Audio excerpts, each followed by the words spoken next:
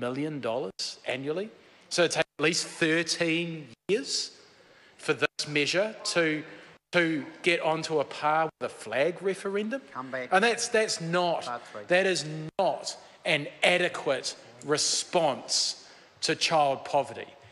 And it is rich for a member of the government benches to get up and say that they are doing more than other parties have done when we have been in government, when that party in opposition railed against measures that had a far more significant impact on child poverty and poverty in general than what this legislation does.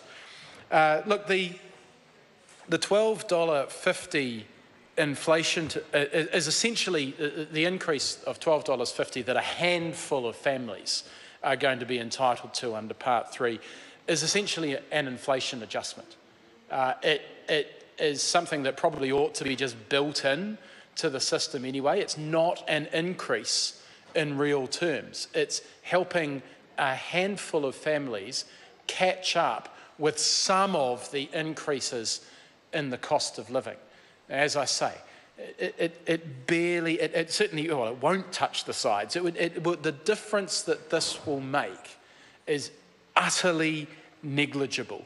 And I would be ashamed, if I was one of the National Party members, I would be ashamed to get up and speak in favour of these changes in the way that they have done, because in real terms, the difference that people are going to experience is utterly negligible. At best, you could say it's assisting families to catch up with the cost of living over the last few years.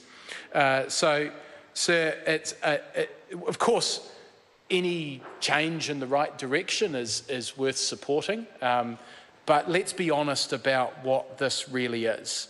The minimum family tax credit is highlighted with these changes, and of course one of the big problems with the minimum family tax credit is that there are points where it has a nearly 100% effective marginal tax rate. And I've said this before about other legislation relating to these issues.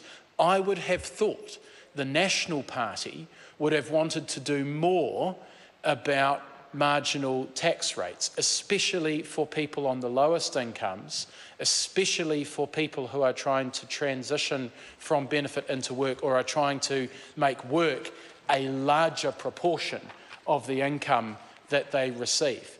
And the National Party rails against effective marginal tax rates for rich people, but when it comes to these people, the people who are trying to scrape by on the very least, and in particular families, people who are trying to raise children on the very least, this government shows again utter inaction.